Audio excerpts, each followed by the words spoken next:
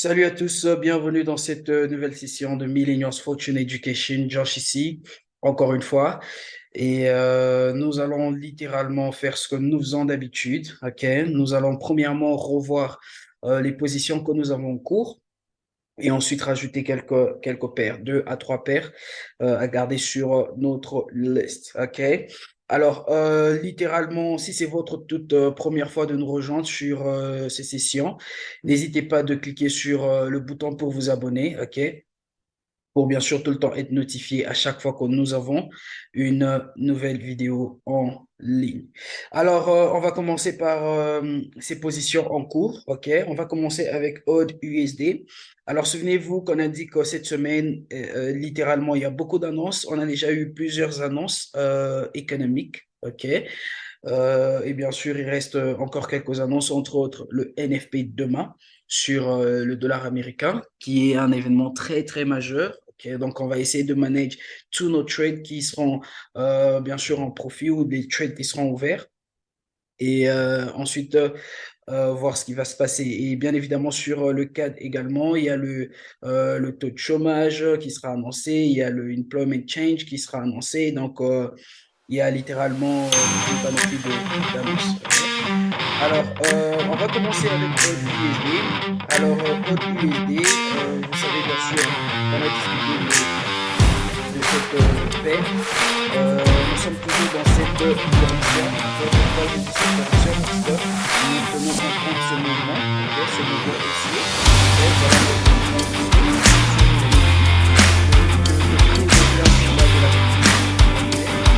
Il est maintenant en train de développer cette correction. Il est en train de développer cette correction. Jusque-là, il est en train de développer. Nous anticipons encore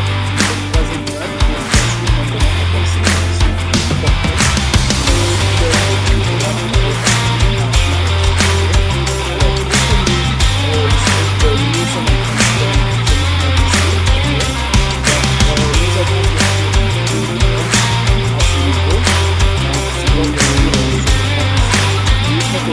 correction.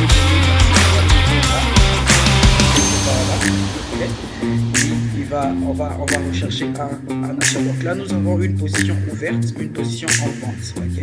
Vous allez voir que nous avons une zone là, ok, une zone de résistance.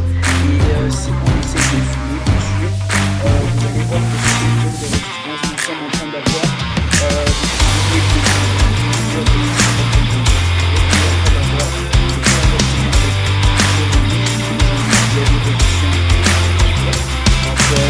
Jusque-là, je pense que nous avons fait voilà, nous avons encore fait et nous sommes actuellement en train de on peut se lancer continuer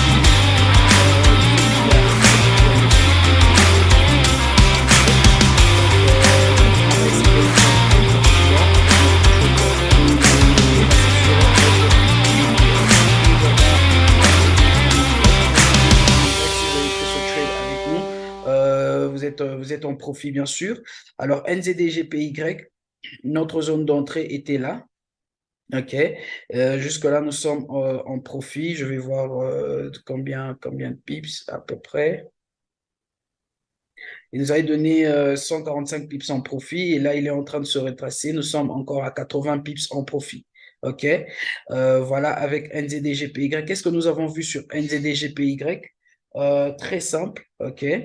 On a eu ce mouvement baissier et bien sûr, nous avons eu notre correction complète, un triangle qui s'expand. OK, qui nous a bien sûr donné cette indication du mouvement baissier. Donc, jusque-là, on est encore bien sûr en train d'anticiper ce mouvement baissier. Rien n'a changé sur NZDGPY et nous sommes toujours en profit. OK, il se peut que le prix continue son mouvement baissier. OK, donc on est juste en train d'avoir un petit retracement là.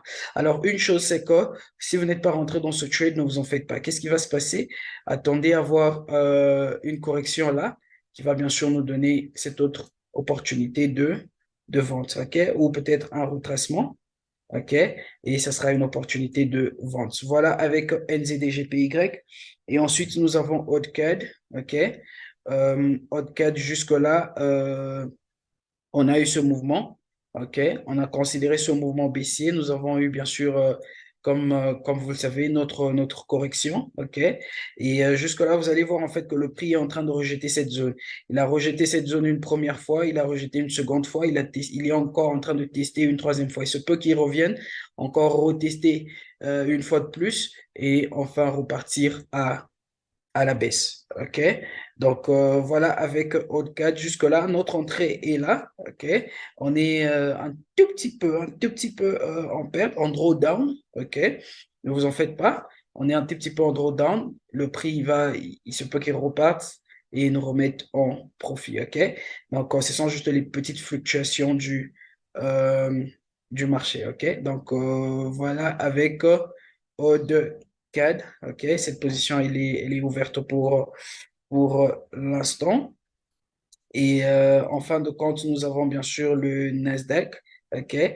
Alors le Nasdaq, un trade un peu risquant, ok. Pourquoi? On a eu ce mouvement, ok, et bien sûr nous avons eu cette correction. On attendait que le prix nous donne un nouveau low, c'est ça qu'il a fait. Il nous a donné un nouveau low là, ok, un nouveau bas. Et bien sûr, notre trade a été déclenché. Notre stop loss, je veux dire, est un tout petit peu là. Donc, nous sommes en train d'anticiper ce mouvement, ok? Nous sommes en train d'attendre, bien sûr, ce mouvement haussier comme notre trade.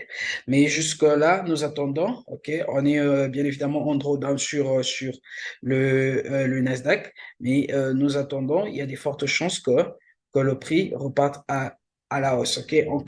Bien sûr, en cas de perte, ce sera juste le 1% que nous avons risqué sur ce trade parce que c'est un trade un peu risquant. Donc voilà un tout petit peu les mises à jour de ces positions que nous avons en cours. Alors, quelles sont ces paires qu'on voulait bien sûr que vous gardez sur votre watch list? Nous avons GBP-CHF. Alors, avec GBP-CHF, il semble que notre trade a été déclenché. Si vous faites partie de notre groupe, vous avez bien sûr eu ce trade. Alors, on a eu ce breakout de la structure, ok, de cette structure. Je vais aller sur le daily d'abord, ok.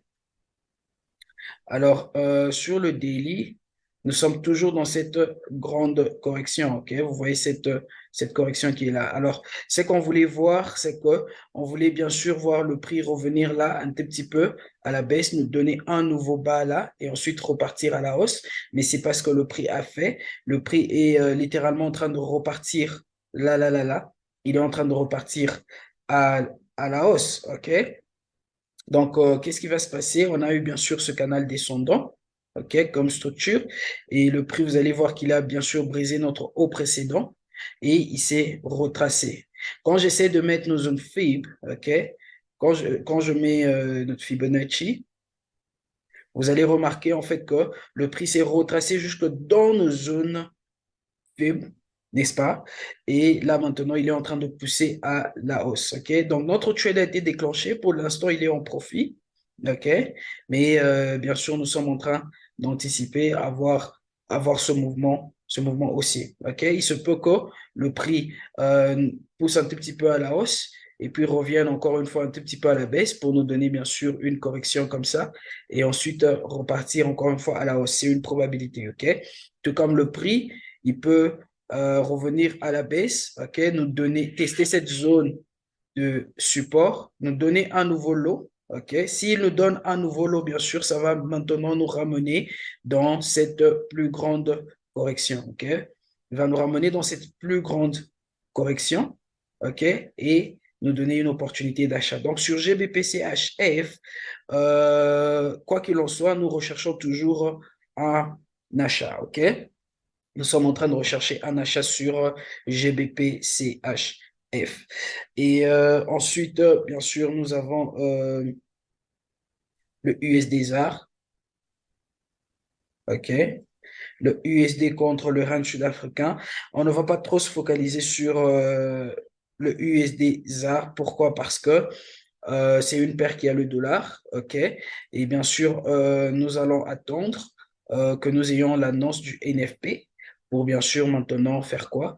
Pour essayer de voir qu'est-ce que nous allons faire sur USD ZAR. Mais en même temps, nous vous gardons enfin, qu'est-ce que je dis? En même temps, nous allons juste essayer d'analyser cette paire, que vous ayez une idée. On a eu ce mouvement haussier, notre correction, un triangle qui s'expand. Le prix est revenu dans nos zones FIB et nous attendons maintenant à avoir des confirmations ici, là, OK, pour prendre un trade. Vous allez voir que jusque-là, le momentum, il est un tout petit peu baissier. Vous voyez ces bougies qui sont en train de se former là. Ce sont des bougies baissières, OK? Donc, attendons voir comment est-ce que le prix va se comporter dans cette zone. OK? Et bien sûr, voir comment prendre un achat. Nous anticipons toujours ce mouvement haussier jusque-là. Et voilà, pourquoi nous anticipons ce mouvement haussier? Quand nous regardons la structure, OK, vous allez remarquer en fait que nous avons eu plusieurs petits mouvements haussiers, OK? On a eu cette première correction-là, on a eu ce mouvement qui nous a donné bien sûr cette correction-là, et nous avons eu cet autre mouvement qui est en train de nous donner une autre correction, et ensuite le prix va repartir à la hausse, OK? Donc voilà, avec le USD ZAR, quand je transitionne sur le H4, ça vous donne ce mouvement plutôt clair, OK? Donc voilà avec USD ZAR. Et en fin de compte, odd NZD, on a manqué un mouvement baissier là, OK? On a manqué ce mouvement baissier sur odd NZD. Pourquoi je dis qu'on a manqué ce mouvement? Parce que on avait eu ce mouvement baissier, le prix s'est retracé jusque dans nos zones FIB. OK? Et on voulait anticiper ce mouvement, mais nous l'avons manqué. OK? Ce n'est pas grave. Pourquoi je dis que ce n'est pas grave? Parce que nous sommes maintenant en train d'attendre que le prix forme un nouveau bas dans cette zone-là et ensuite qui nous donne ce mouvement haussier. Ce mouvement haussier qui va venir, ça peut être un retracement comme celui-ci, OK? Tout comme ça peut être le mouvement haussier qui va aller break. OK? Mais quand nous regardons la structure du marché, c'est probable que ce mouvement soit juste un retracement comme celui-ci et ensuite le prix va repartir à la baisse. OK? Donc, nous allons voir avec Odd NZD qu'est-ce que nous allons faire. Si on a des confirmations dans cette zone, on peut bien prendre un petit achat, donc un achat sur le court terme, avant bien sûr de voir comment manager notre trade à ce niveau. OK? Donc voilà un tout petit peu pour aujourd'hui. Je nous donne rendez-vous encore une fois demain à la même heure. Que Dieu nous bénisse. Et n'oubliez pas que demain, nous avons bien sûr le NFP comme annonce et quelques autres annonces économiques qui vont littéralement créer de la volatilité sur le marché. Josh ici encore une fois. Je nous donne rendez-vous demain et à très bientôt.